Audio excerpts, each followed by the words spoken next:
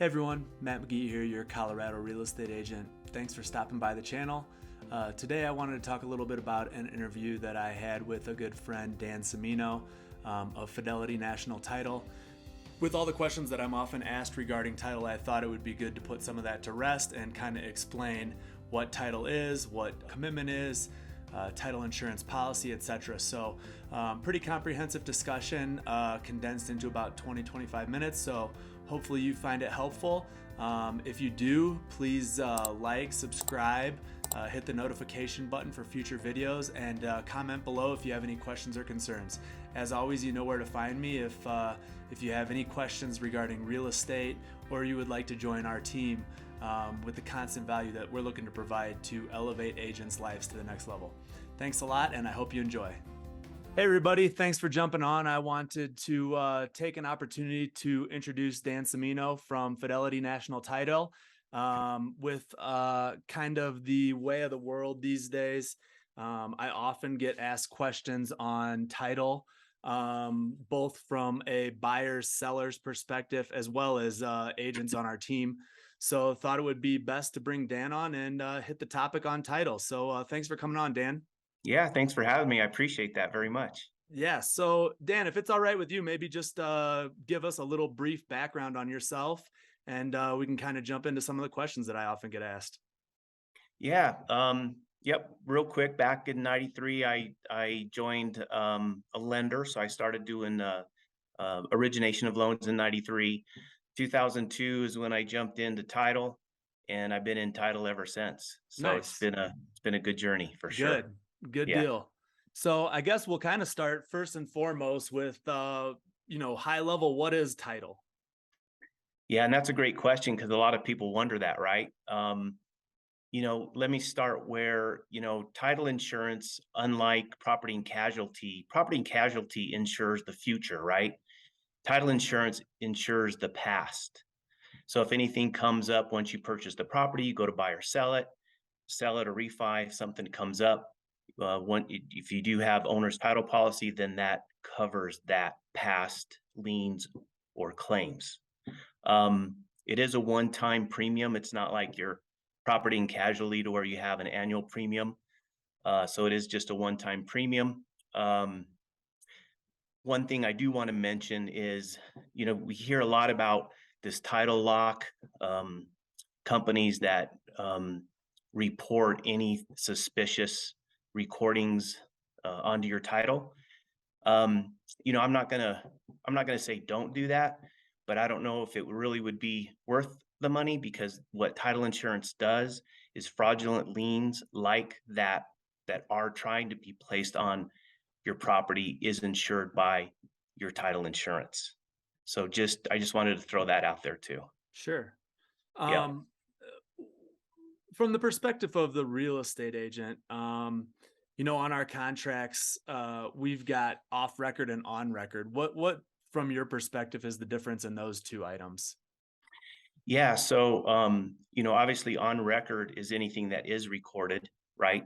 That when we do search that property, that is shown. The off record is anything that that could be recorded after the fact. That is Okay. maybe a dispute, right? That could be reported, but is not reported or recorded at the time that we do our search. Okay. And are those items insured against? Do you get like indemnities from the buyers and sellers? Yes. And that's a great question, Matt. If we have what we call owner's extended coverage, right? So for an additional $75, it does cover the off-record claims and issues. Perfect. Yep. Perfect. So I guess kind of retracing in simple terms, and then just to clarify for any novices or anyone who's never been through the title insurance or pulling title process, when you say recorded, you mean recorded against the property with the county, correct? That's correct. Okay. Yeah, great clarification with the county, at the county clerk's and recording office. And normally it's recorded in the same county as the property is in, right? Sometimes by error, those are recorded in other counties, but we try to check that as well. All right, perfect. Mhm. And then what are kind of some of a realtor's, a buyer's, seller's best practices with respect to title? Once, let's say, most often this is going to happen once a property's under contract, correct? Correct. Title's going to be pulled by the title company. What are kind of some of the best practices that you would advise to somebody reviewing a title commitment? Yeah, great. Another great question. What I would do is I would even take a step back prior to it going under contract. And I'll tell you why in a minute. But once you have a listing appointment, if it were me and if I was a real estate agent, I would pull an O&E on that, which stands for ownership and encumbrance, right? Okay, So it shows who owns it and what is liened against it, what's encumbered against it, right? So before you even go into that listing appointment, you have a clear idea of maybe some possible liens, how they're held on title. Sometimes a contract may not be written correctly just because the spelling of the name is not accurate with what's on title. Sometimes people don't even know if there's a mistake. It's funny, but there's times where people thought that they were untitled and they're not. So then they don't be included in the contract, right? Then depending on how that O&E comes out, um, if there's issues, right? If there's liens or whatever, they can always say, look, this is what came up, may or may not be yours. However, let's have a discussion. If they are, then let's take care of them now before you actually get a contract, right? sure, If there is even more of a question, then I would advise doing a to be determined, TBD commitment. As long as you're going to list it, we can do that. An O&E is a quick search.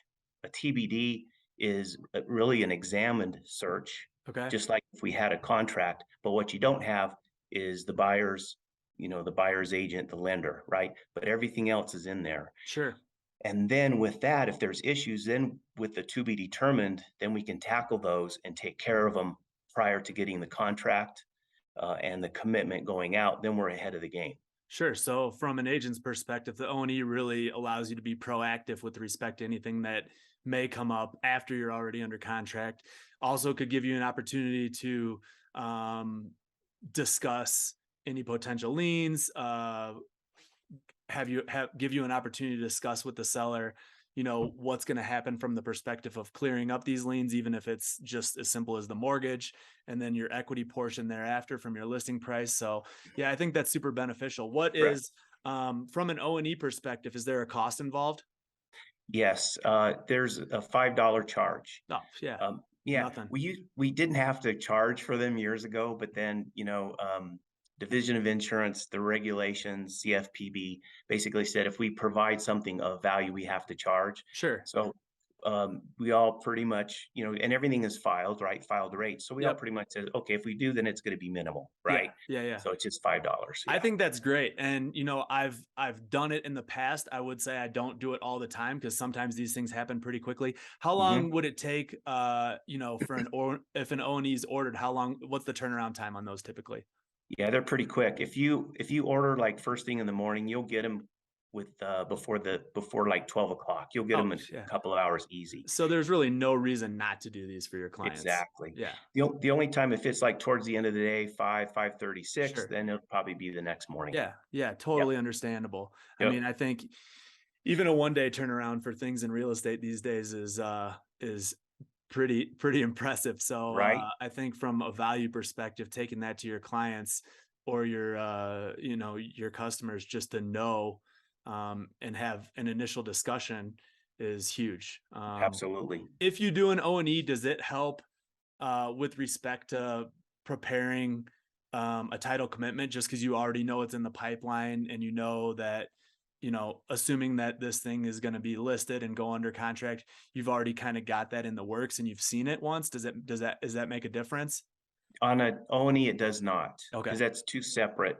But if we were to go a step further and do a to be determined, then it Yep. would. Okay. Okay.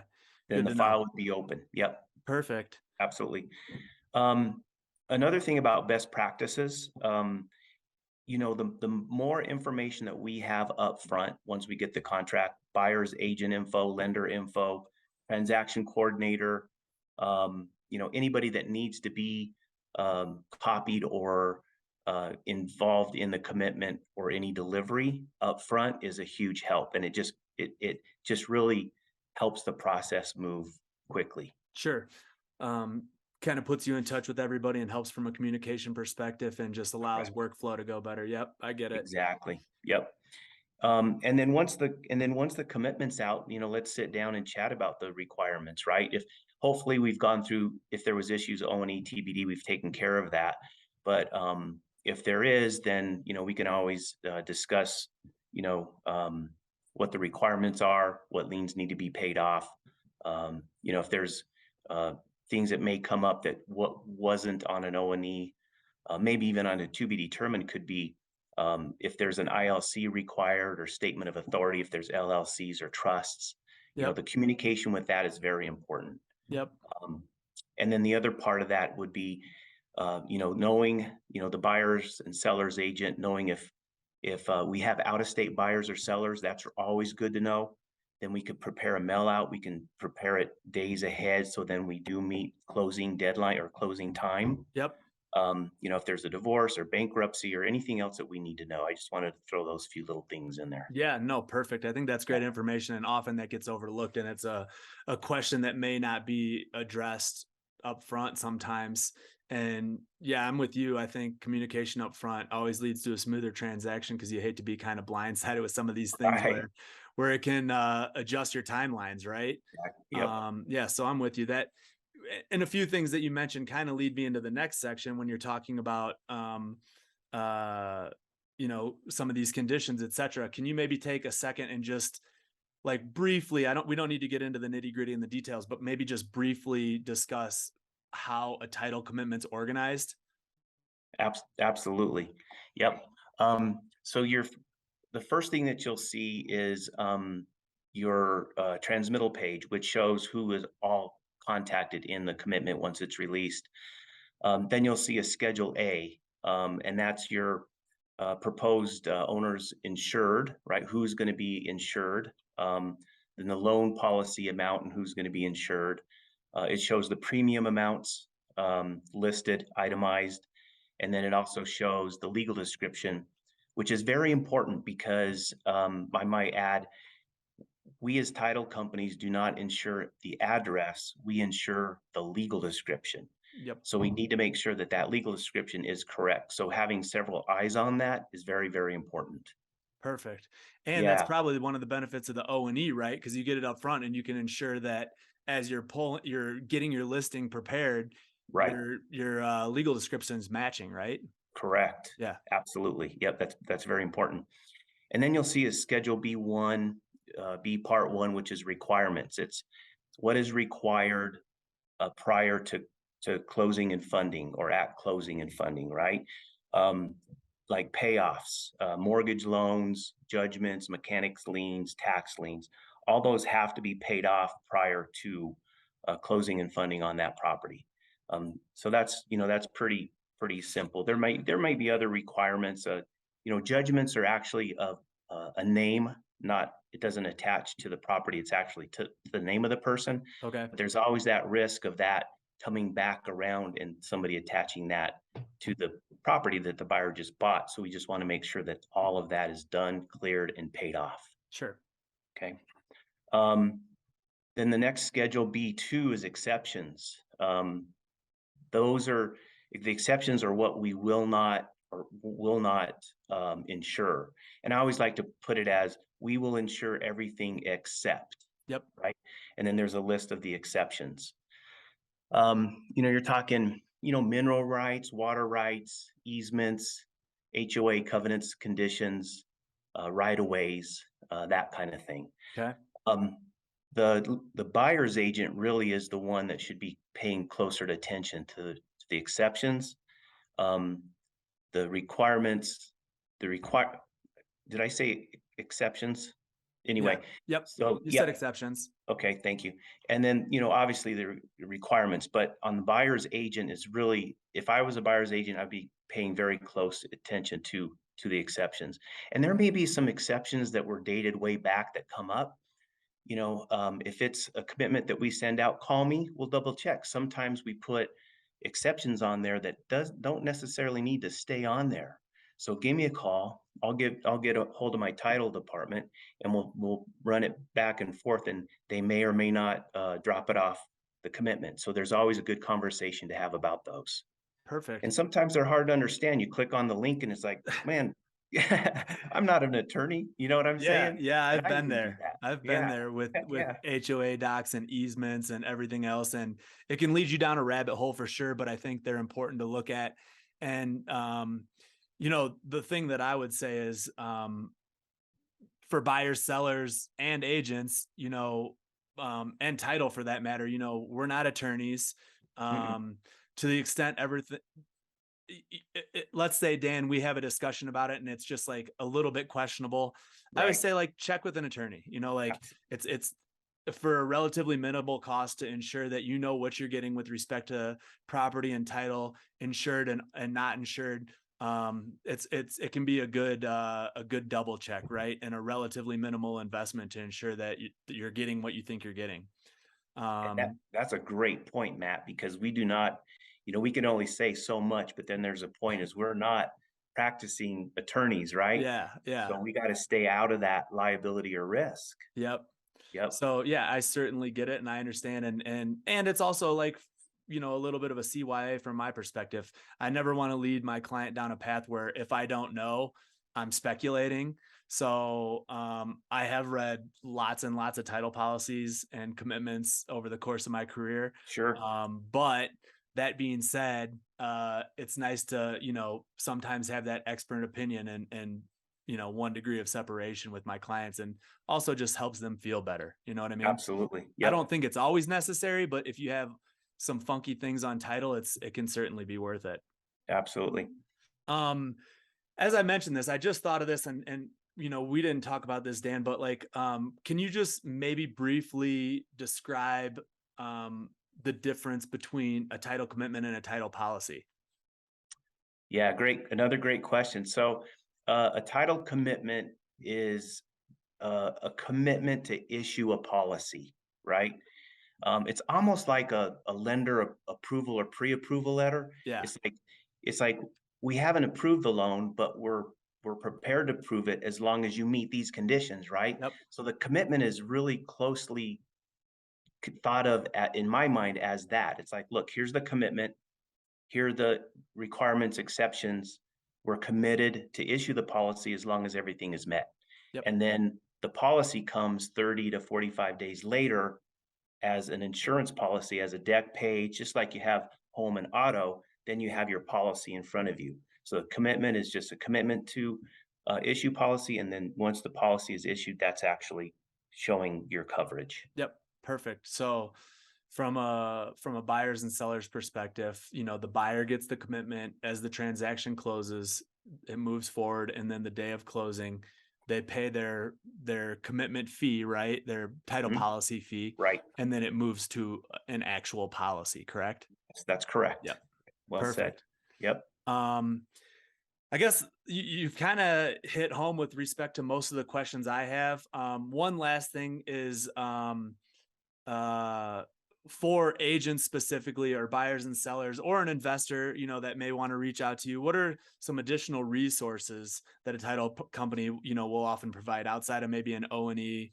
Are there any additional resources that, from a title perspective or any other perspective that Fidelity might provide to its clients?